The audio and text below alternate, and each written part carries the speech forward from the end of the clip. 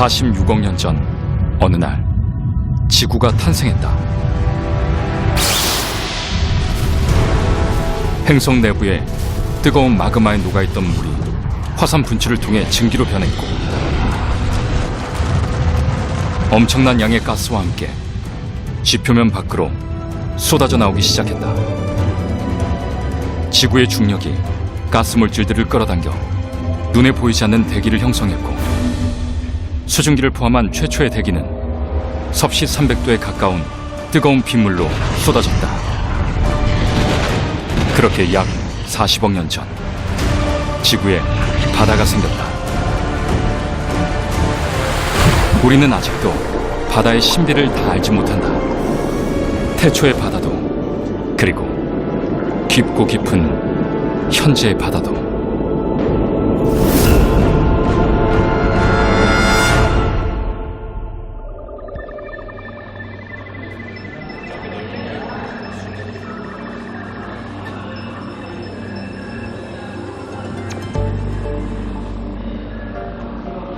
이 바다는 가장 깊은 곳이 수심이 11km 정도밖에는 되지 않습니다. 그렇지만 엄청난 수압 때문에 우리가 탐사하기가 굉장히 어렵죠. 지금도 과학자들이 심해를 탐사할 때마다 새로운 생명체를 발견하고 있습니다.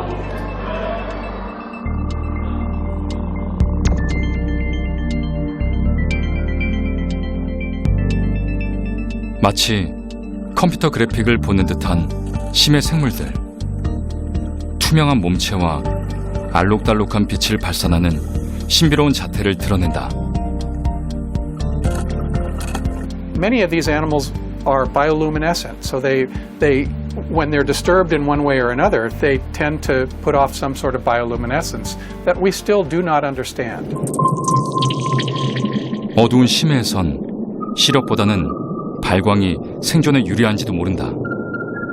머리 부분에 붙어있는 긴 막대 끝 부분에서 빛을 발산해 작은 물고기들을 유인해 먹이 사냥을 하는 앵글러피쉬. 희뿌연 눈을 가졌다. 공룡보다 더 오래전인 약 30억 년 전부터 존재했던 것으로 추정되는 유령 상어 역시 눈동자가 텅 비어 보인다. 그렇다면 머릿속의 투명한 배럴 아이는 진화한 걸까? 아니면 퇴화한 것일까? 눈처럼 보이는 것은 사실 콧구멍, 투명한 머릿속의 초록빛 반구가 바로 눈이다. 배럴 아이는 눈을 통해 앞을 보거나 머리 바로 위를 볼 수 있다고 알려져 있다. No matter how much we study the ocean, we still know almost nothing. The fact that we know more about the moon than we know about the deep sea. The fact that almost every time we go into the ocean, we discover something new. Some new fact, some new observation, even sometimes new species. 이른 아침 6시, 캘리포니아 몬터레이만 부두가 술렁인다. 무인 잠수정을 싣고 심해 1000m 탐사를 나가기 때문이다.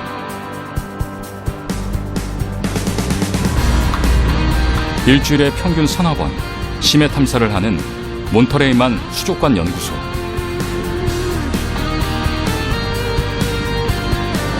오늘 탐사의 목적은 무엇일까?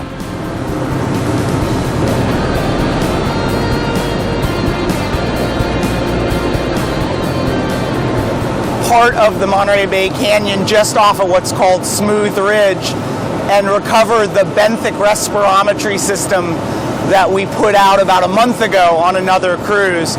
So that's an set of instruments that allows us to use how organisms use oxygen. 한 달 전 심해 생물 관찰을 위해 미리 설치해둔 해저 호흡계. 실험 지역의 동일 개체들을 수집해 각각 8개의 공간에 넣어두었다. 과연 그 사이에 어떤 변화가 있었을까? 부두를 출발한 지 1시간 남짓.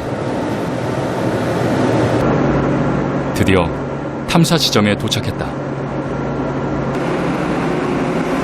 약 2.5톤에 달하는 이 장비는 1850m까지 잠수할 수 있는 무인 잠수정 벤타나다. 이제 심해를 비추는 것은 무인 잠수정의 카메라에 달렸다.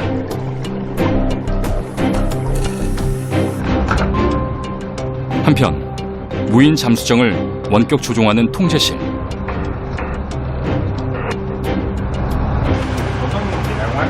목표 지점에 도달할 때까지 긴장을 늦추지 않는다. 살펴야 할 게 많기 때문이다. 35, yeah, that's probably it there or there. You see the oxygen is still going down. 무인 잠수정과 모선은 줄로 연결돼 정보를 주고받는다.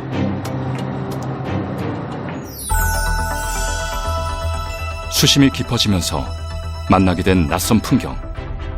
눈보라치는 광경과 비슷해서 이름마저 바다눈이다.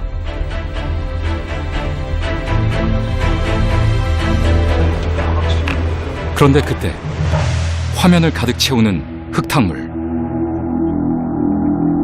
But where we are, it's a lot of from accumulating marine snow, so it's very organic rich and soft.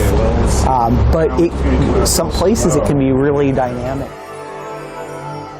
바다눈 밀집 지역을 지나자 다시 시야를 확보했다.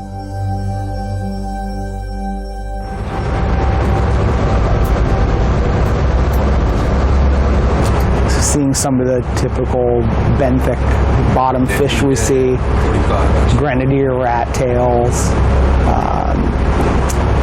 Sebastolobus, which is a species of related rockfish that are really common down here.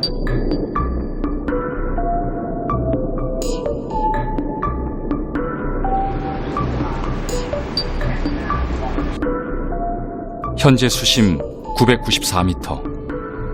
무인 잠수정의 조명을 제외하면 암흑 그 자체다.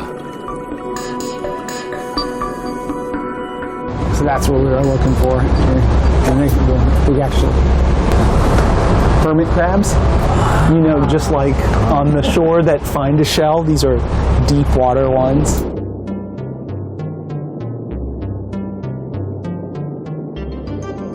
So, you know, they're adapted to this super low oxygen environment. So they're, you know, it's a tough place to be a really active. 수심 1000m를 탐사하면서 마주쳤던 심해 생물들.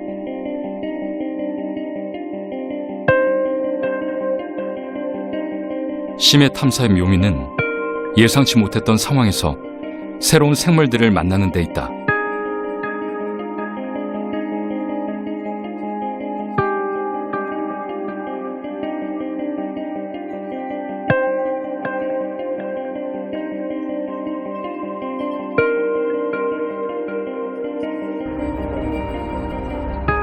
잠수를 시작한 지 1시간여.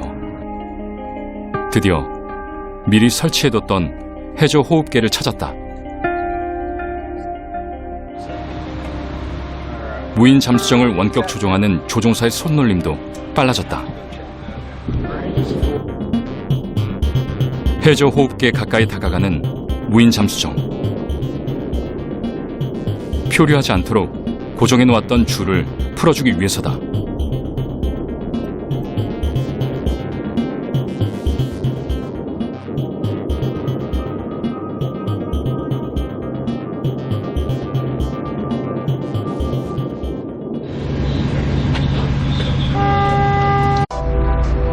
해저 호흡계는 부력을 이용해 빠르게 떠올랐다. 심해 생물을 포획했거나 실험을 했을 경우엔 최대한 신속하고 안전하게 끌어올려야 한다.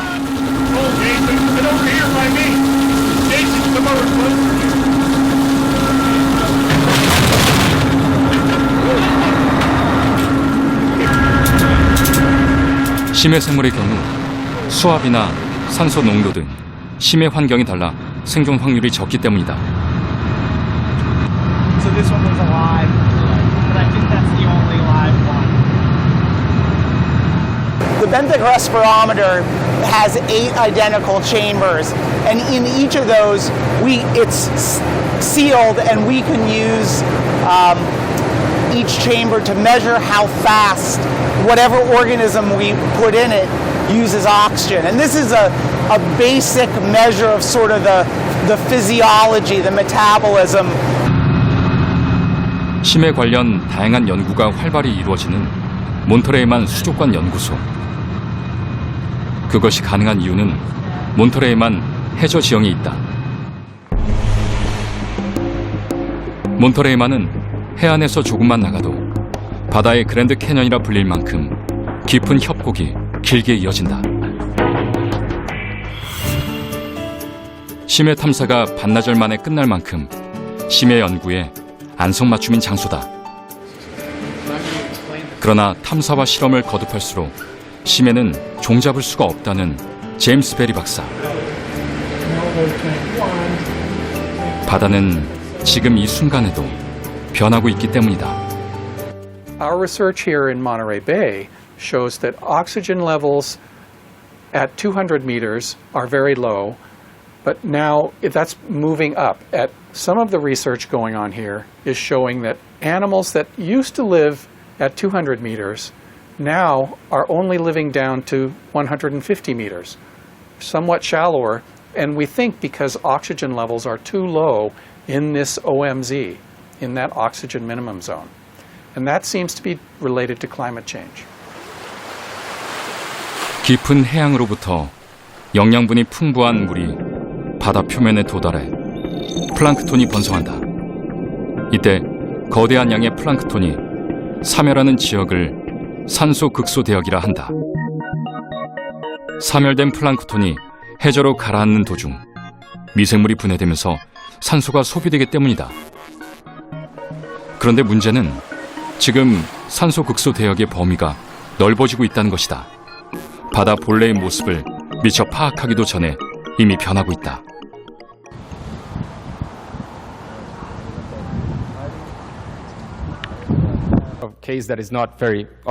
수심 150m 내외를 연구하는 캘리포니아 과학 아카데미의 루이스 로차 박사. 그는 직접 잠수를 하는 해양 생태학자다.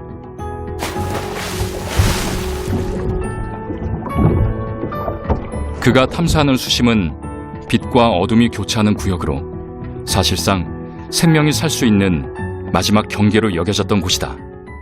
When you go to deeper reefs, there's almost no light. That's why we call it a twilight zone. There's very little light, so there's no algae there because there's no photosynthesis. So the base of the food chain is very different. 루이스 박사는 지난해 약방층에서 신종생물 2종을 발견했다. First one, the Grammatodontus, was from this very deep reef. It was a very deep water species, the deepest species collected by a diver. This second one was from a shallow area in an island off of Brazil, a very isolated island. This other one was because the island is very isolated and almost nobody goes there. 캘리포니아 과학 아카데미의 생물학자들은 신종 생물을 찾기 위해 전 세계 오지를 누빈다. We as humans, we've been finding and classifying species for over 200 years. So back in the day when the whole taxonomy endeavor started, all we did was look at the morphology and the color of the species, and we would decide if they're different enough, we would give them a new name or not. But that becomes very labor intensive because you have to count the scales. In case of the fishes, we have to count the scales, you have to count the fin, the rays in the dorsal fins. And then after you get all of that morphology, then you compare it to the other species. Now today we have an easier way to do it. 최근엔 DNA를 추출해 감별기에 넣어 배열을 얻고 모든 종들의 배열이 저장된 유전자 은행의 정보와 비교해 일치하는 것이 없으면 새로운 종으로 발표하는 것이다.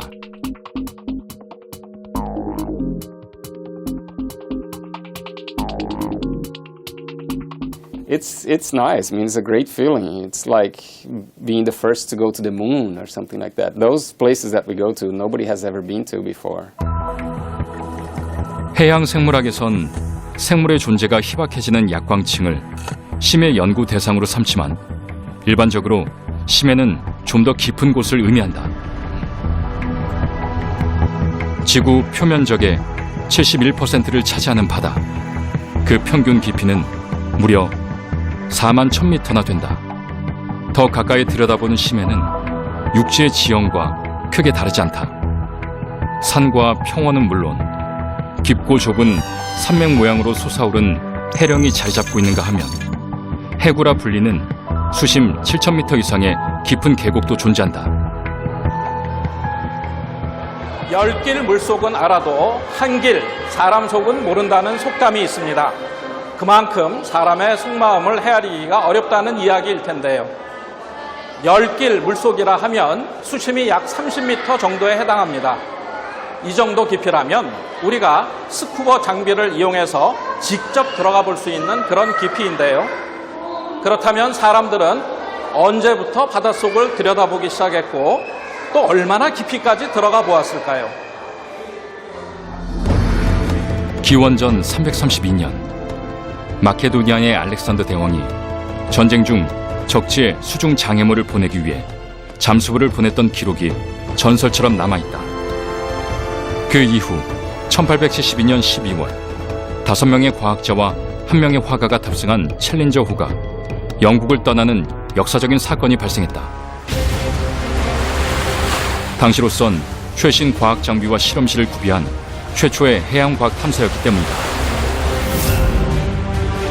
총 12만 8천 킬로미터를 항해하면서 해양 자료를 수집한 곳은 360여 지점. 바다의 깊이를 잰 지점은 490여 개. 당시 기술로 8,000m 수심을 측정한 기록도 있었다.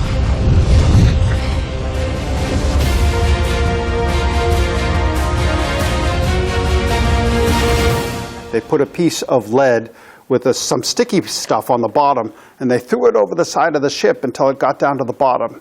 And then they pulled it up and looked to make sure they hit the bottom and not just a passing whale. So 8,000 meters of line they put over the side of the ship, and they pulled back up by hand.